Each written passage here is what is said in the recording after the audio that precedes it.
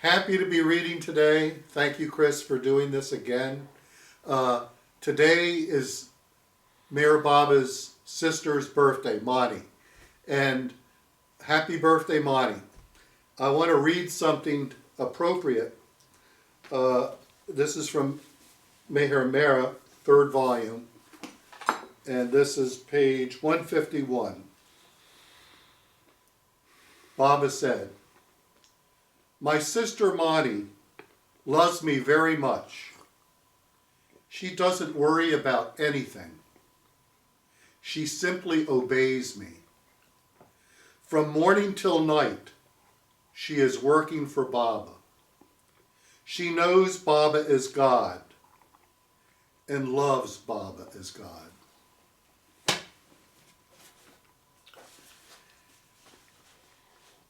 I'm going to be reading 15 poems today. Before I do so, somebody asked me, I send these poems out to 23 people.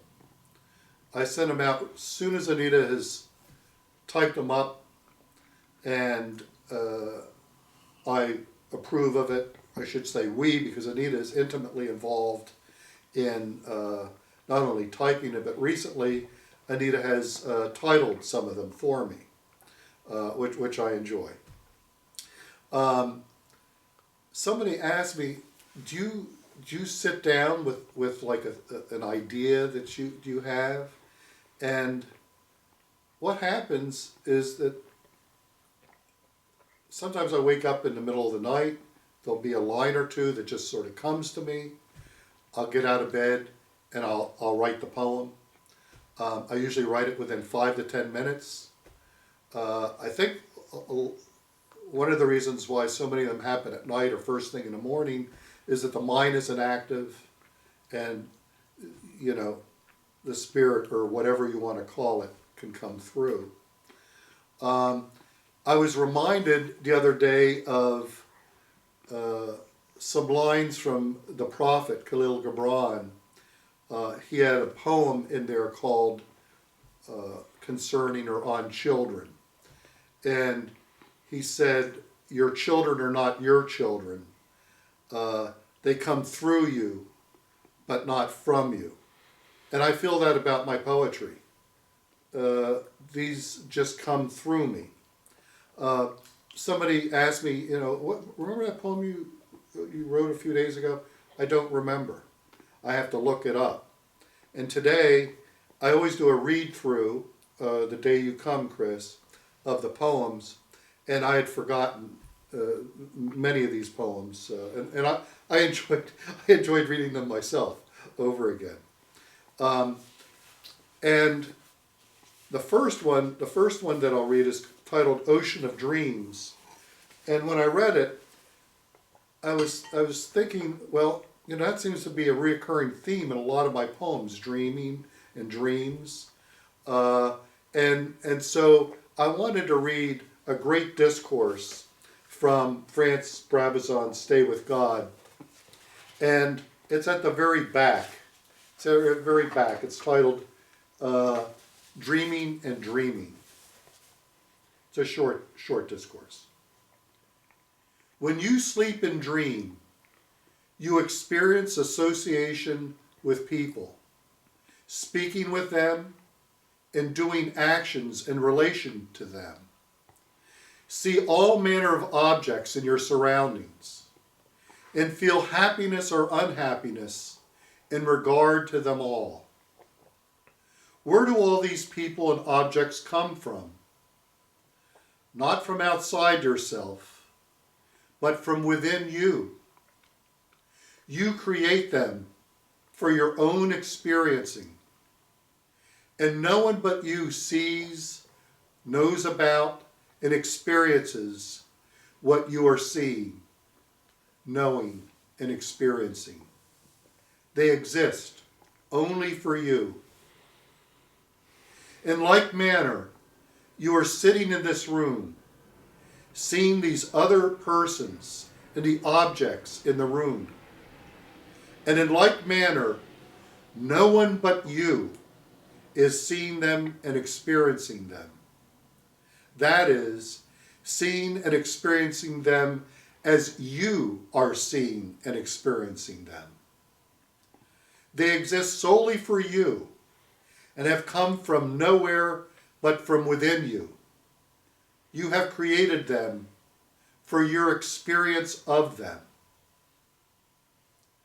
What is called your awake state, your daily life with all its associations and experiences, is only you dreaming.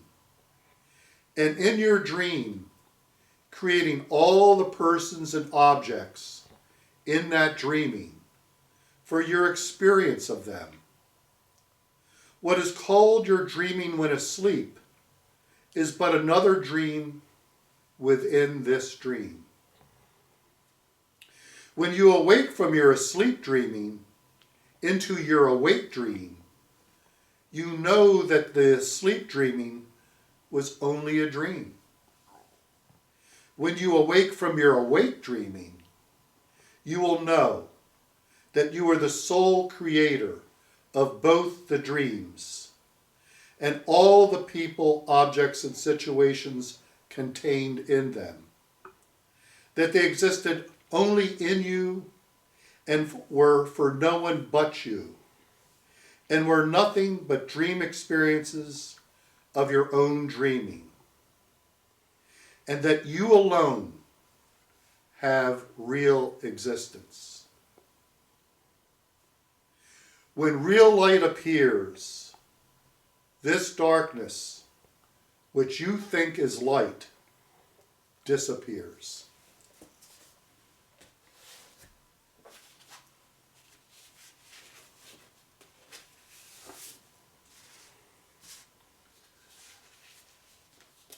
I also want to say happy birthday to my twin granddaughters, Nico and Lena, who are 17 years old today.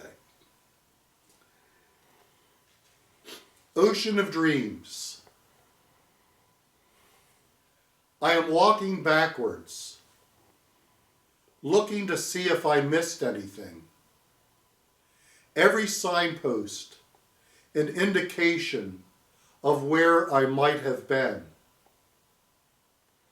Last night, I saw loved ones talking. I could not hear what they said. I only recognized their expressions. Their love reached me in my dream.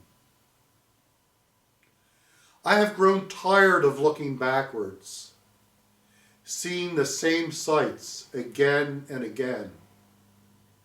I don't care to pass time this way. This morning, I was happy to greet the day.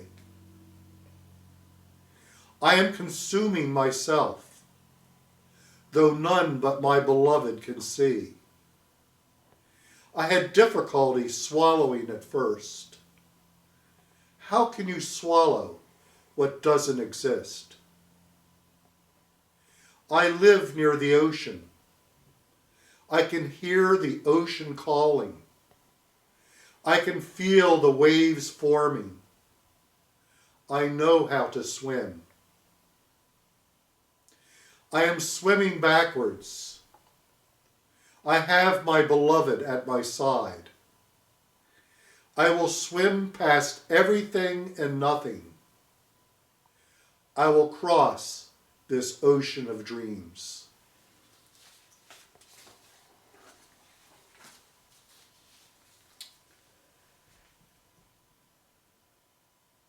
This next one, I was remembering an incident from second grade when I was with a group of other boys tormenting and bullying a girl in our class. I think the poem will speak for itself. It's titled Haystacks. Her name was Hastings. We called her Haystacks. Her yellow gold hair, never brushed or combed. We were not even 10 years old. We never called her by her first name. I walked the beach after storms, flotsam and jetsam in great abundance. People jettison what they no longer want, what they no longer need. I know what cruelty is. I ask forgiveness for what I've done. I go back to second grade. I say her name, Mary Beth. I know I am forgiven. I see Mary Beth in many places. I now recognize that look, the hurt, the sensitivity, the vulnerability.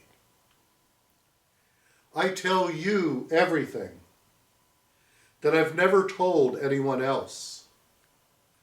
I sift through the debris and refuse. I give it all to you. I stand at the ocean's edge. I can see clearly to the other side. What has been forgiven is now forgotten. I extend my arms and touch the sky.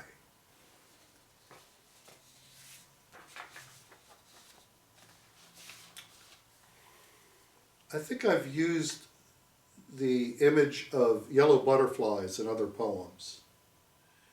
And it really means a lot to me and to Anita, seeing yellow butterflies. Babas Mera was a matchmaker for our wedding. And the year we got married, 1987, I asked Mera, when would be a good time, do you think, Mera, for us to get married? She said, well, October is such a lovely time. And we chose October 2nd. And the day that we got married here in Myrtle Beach, there was so many yellow butterflies. They were everywhere. Just never saw it before or after, ever since. And so whenever we see yellow butterflies, it has a certain reverberation. This is titled Two Yellow Butterflies. Two yellow butterflies dancing in the autumn sunlight. I am standing at the window, wondering. I am on a slippery slide of the slope. This body does not behave the way it once did. I have a prayer list that grows daily.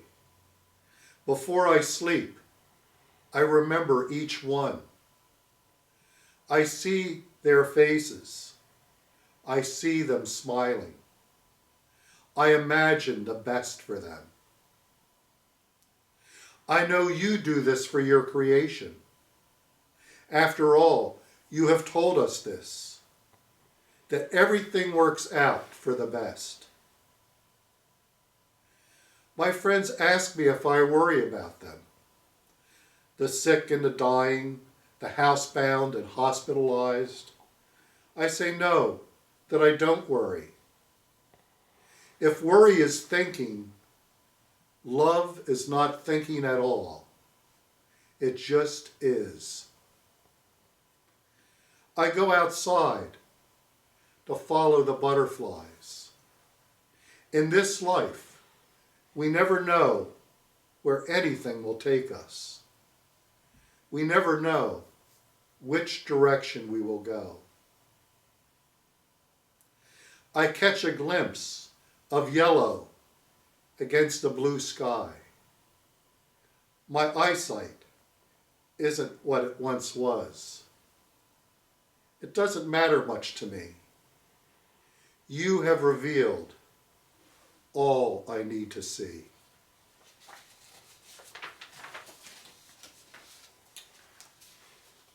This next one's titled Passing, and it's for Robin Murphy.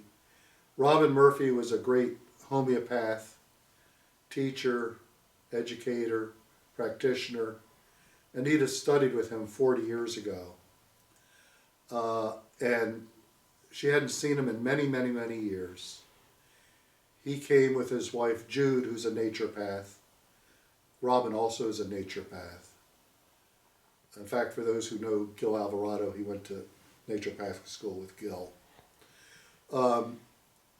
Robin visited us twice earlier this year, and we were able to take him to the center on a day when the center was closed, and Barbara Plews gave us special permission, and he and Jude loved it.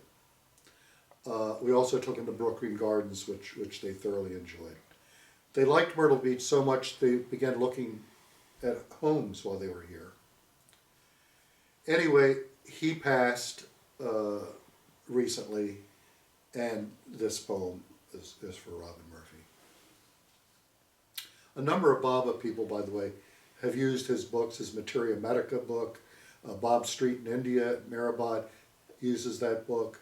So a number of Baba lovers have heard his name or know of him. I tell friends you passed today.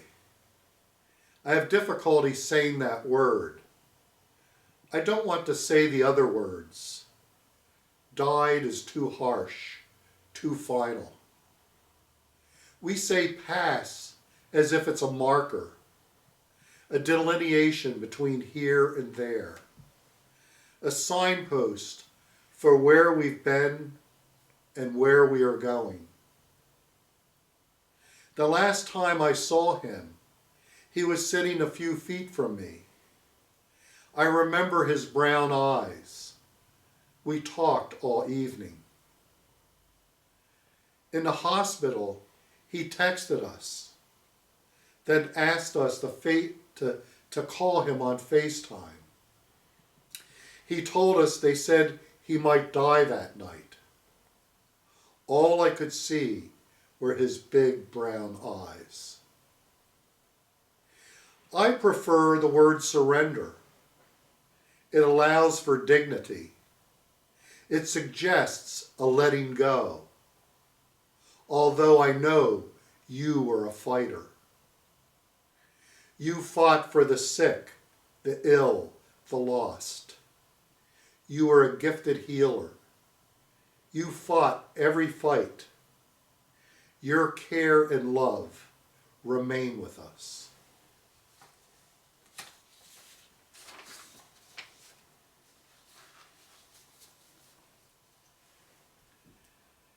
One of the people I sent this out to did not like this next poem. A number of other people did, but for the person who didn't like it, what can I say? Two of the lines in here come from Adi Kayarani. I'm not going to mention which two, but people might be able to figure it out. This is titled Requiem for Myself. I was never fond of funerals. Hardly ever recognized the person eulogized. A highlight reel, selective and highly edited. You can't put a tuxedo on a chimpanzee. There is no purpose in that. You can put lipstick on a pig, but it's still a pig. Cry a crocodile tear, pass the hors d'oeuvres, have a drink or two, and let's get out of here. Put them 6 feet under, or burn the living daylight out of them. Say a prayer, something like this. Better luck next lifetime. What I would like is a dispensation.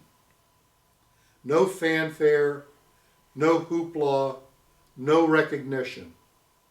Maybe just a few words.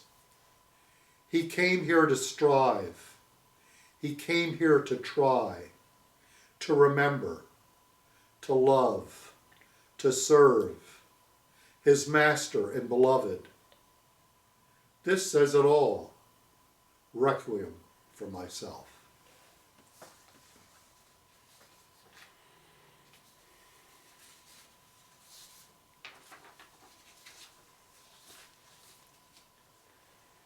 You and I, I take you to the kitchen to get a glass of water. I take you for a drive in the car. I take you to sporting events on television. I take you to the yard and show you the flowers. I take you to the movies. I laugh and you laugh. I take you to the store and we look around. I take you to your photo and we gaze at each other. I take you everywhere. You take me to the kitchen to get a glass of water. You take me for a drive in the car. You take me to sporting events on television. You take me to the yard and show me the flowers. You take me to the movies. You laugh and I laugh. You take me to the store and we look around. You take me to your photo and we gaze at each other. You take me everywhere.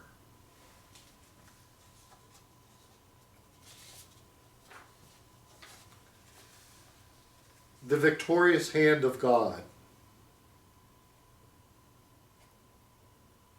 Your hand reaches and touches all of creation. Your hand bestows God's love for his creation. Your hand manifests the glory of his divine plan. Your hand makes a beggar a king. Your hand makes a king a beggar. Your hand knows no difference or indifference. Your hand knows what a man what a man was, is, and will be. Your hand touches scoundrel and saint alike. Your hand inspires the artist, poet, singer. Your hand makes their hand a garden of divine reflection. Your hand touches pets and animals.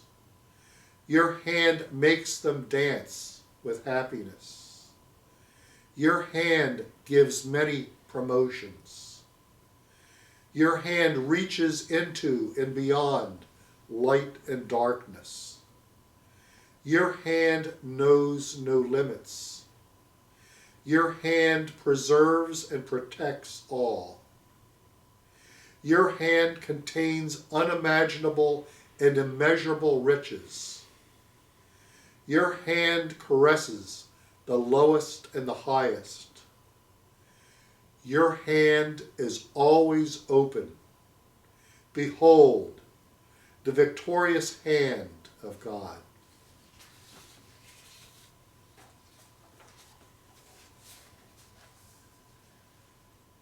This world is a snarling, hungry beast. This world is a snarling, hungry beast. Wolves and jackals howling at the door. 1,000,001 untruths every day. The politicians stinking sewers of sludge. Every perversity is encouraged and accepted. The name of the show is Whatever You Want. Change the channel, same shit, different flies. The lowest common denominator is a cesspool. Reality TV says it all. Purveyors of the butt end of illusion. Follow your conscience, you fool. The choices you make bind you and brand you. Science is the new fiction and fantasy. Talking heads telling us the new abnormal. Tukaram says to sit back, relax, and watch the show. This world is a garden of paradise. The land of milk and honey is within us. The sweetness of the beloved's name annihilates illusion and its multiple deceptions.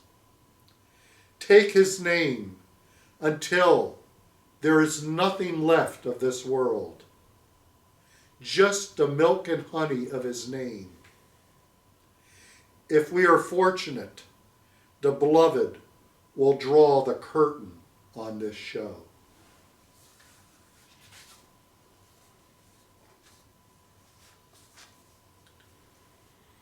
Loss is gain. Today is like and unlike any other day. Last night, before the courier of sleep claimed me, I told you I was distressed and exasperated.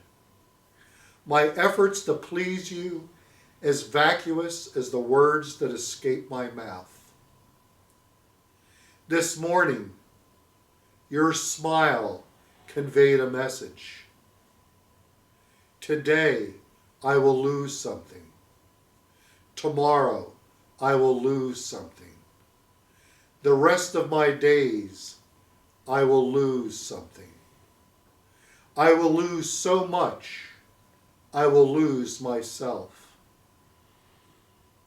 Ambition, pride, witticisms, goodbye.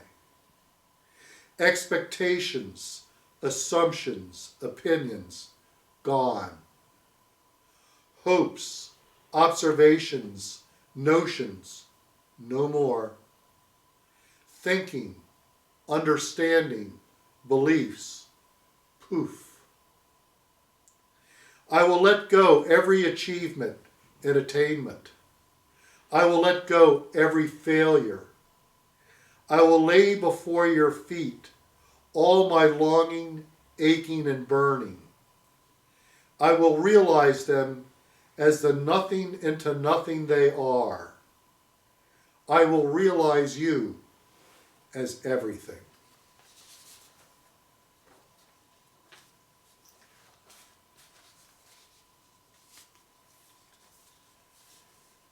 Lover's Sonata. There is nothing new under the sun. Everything has been said before, except when the beloved touches the lover's heart. The sudden rain of the beloved's grace, flowers bloom on the desert floor. The sun shines brighter once more. The stars and planets begin to dance. Nothing in the cosmos is left to chance. The silent spring within the lover emerges, giving voice to a continuous stream. The lover cannot help but give praise. He becomes the instrument the beloved plays. If he is hollowed, the sound is pleasing. The beloved is the tuner of all instruments. The beloved is the divine musician. The beloved is playing the lover. The lover becomes the beloved's flute. When the lover becomes the music itself, the lover's sonata pleases his beloved. How sublime, how exalted this interplay. No one knows but lover and beloved. Is it any wonder at all the lover keeps his instrument at the beloved's feet?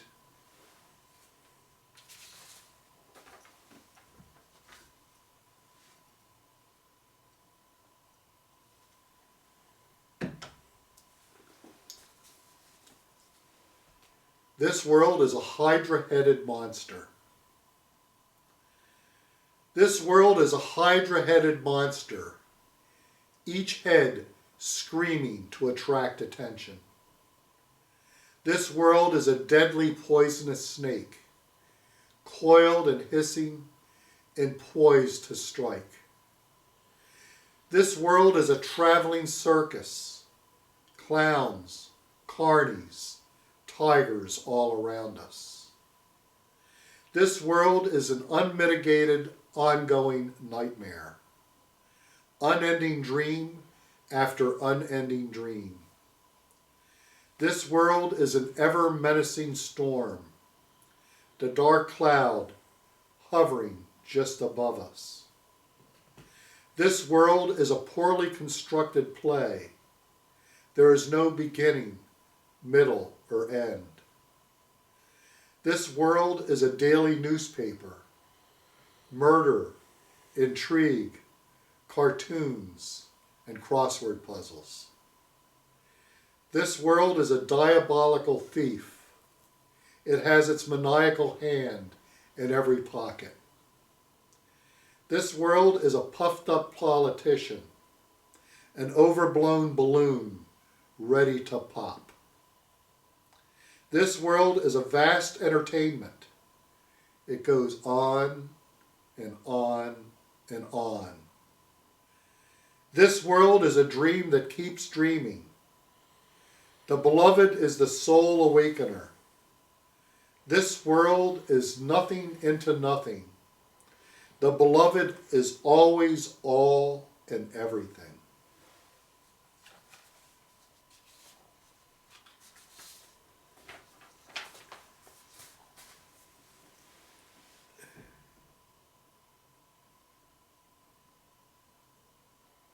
This next one, my beloved.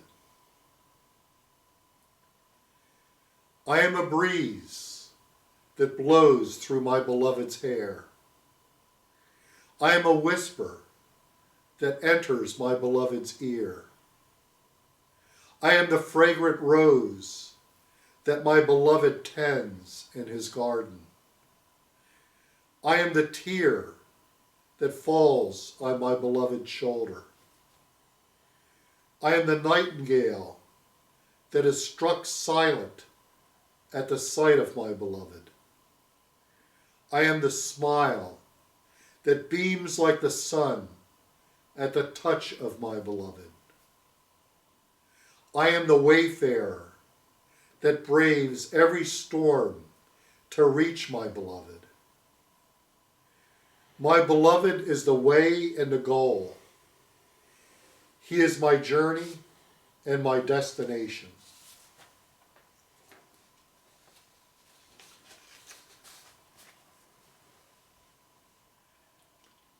Cease dreaming.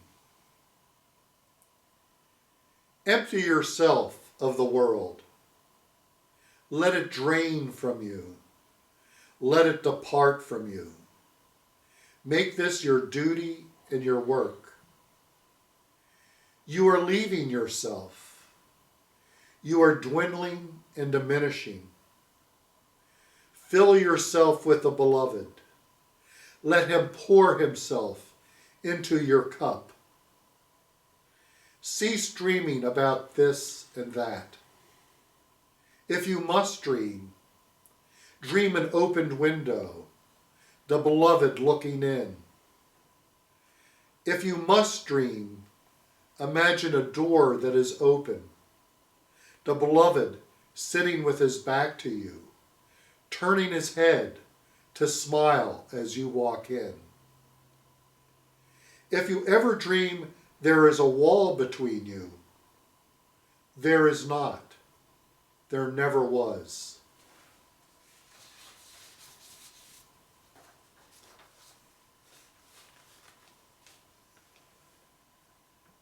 And these last couple I wrote in the last few days.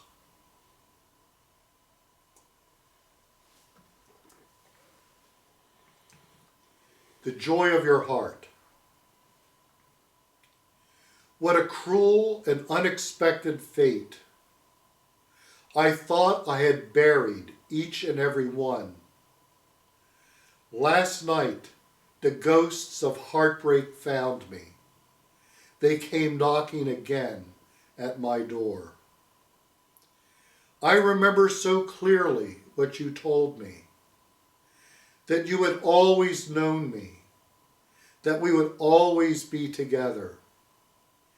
You embraced me with your right hand and stole my heart with your left. You told me never to reveal our secret, an oath made between us. I have remained true to my word. I know you are always true to yours. I have been content with my lot in life. I have tried to carry out your every command. I have taken every step with you through primordial darkness and celestial sun. I know your ways are beyond my knowing, but now I am a shadow of myself, flesh and blood no longer mine. Who am I, and what have I become?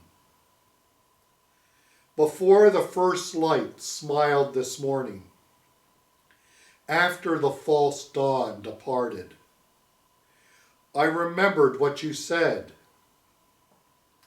I am the despair of your mind. I am the joy of your heart. What a happy and ecstatic fate when you stole my heart. You took everything I thought I had known. I now realize there is nothing but you.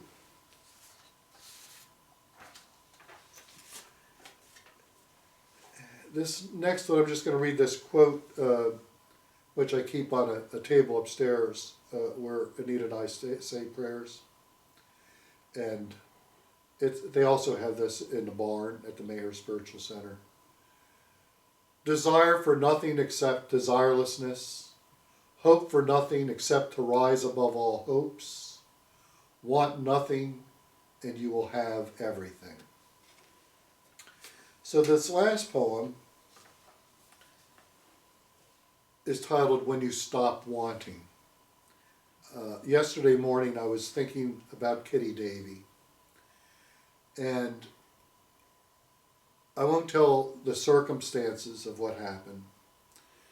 This was 40 years ago. I was distraught, and I went over to see Kitty. We were fortunately alone in Dilruba at the time. And Kitty made soup for me. And she fed me the soup with her own hands. Her face was very close to my face. And as she fed me, I looked into her eyes. There is a saying, there is a quote where Baba asked Kitty, "What do you want?" Kitty said, "An increased capacity to love, an increased capacity for service, and yes, a spontaneous goodness." I experienced the trinity of all three of those that day. So this poem sort of arose out of this thinking about Kitty.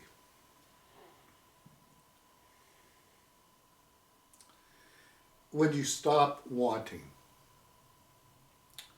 Some want liberation or God realization.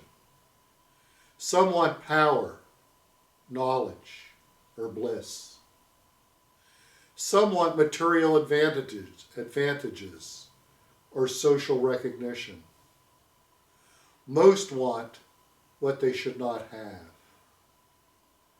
Stop wanting this and that. Appetite is as endless as imagination. Even yearning and longing is wanting. Demand nothing from the beloved. Every hunger is a wanting. Every wish is a wanting. Every thirst is a wanting. Every yen and hankering is a wanting. If you must want, try to want what he wants. When you stop wanting, you will have the beloved's attention. When beloved Baba asked Kitty Davy what she wanted, she replied without thinking, an increased capacity to love and to serve. What could be higher than that? All glory to beloved Baba, the highest of the high. And that'll do it for today. Merry Christmas to everyone, and Jai Baba.